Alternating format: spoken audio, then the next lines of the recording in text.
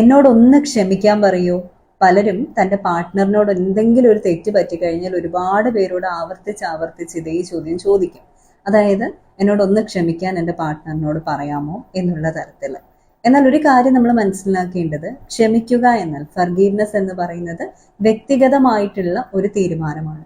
അതുകൊണ്ട് തന്നെ ഒരു കാര്യം നമ്മൾ മനസ്സിലാക്കാനുള്ളത്, അതിൻ്റെ പൂർണ്ണ അവകാശം അവർക്കാണ്. ഒരു വ്യക്തിക്കും അതിൽ ഇൻഫ്ലുവൻസ് ചെയ്യാനായിട്ട് പറ്റില്ല.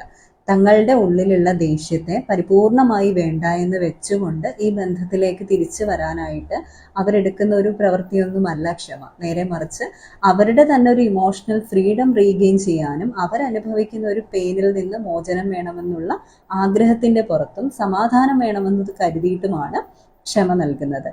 ക്ഷമിച്ചു എന്ന ഒരൊറ്റ വാക്കെന്ന് പറയുന്നത് ഒരിക്കലും ആ തെറ്റ് ആവർത്തിക്കാനോ അല്ലെങ്കിൽ ആ വ്യക്തിക്ക് മേലെ ഒരു ടേക്കൺ ഫോർ ഗ്രാൻഡഡ് എന്നുള്ള രീതിയിൽ പെരുമാറാനോ വീണ്ടും ആ വ്യക്തിയെ വീണ്ടും ഈ ബന്ധത്തിലേക്ക് കൊണ്ടുവന്ന് പ്രശ്നങ്ങളിലേക്ക് വലിച്ചിടാനോ ഒന്നുമുള്ള ഒരു ടൂളല്ല.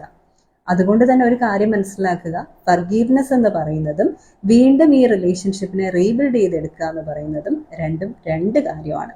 ക്ഷമിച്ചു എന്ന് പറഞ്ഞു കഴിഞ്ഞാൽ സ്ട്രോങ് ബൗണ്ടറീസ് അവിടെ ഉണ്ടായിരിക്കും.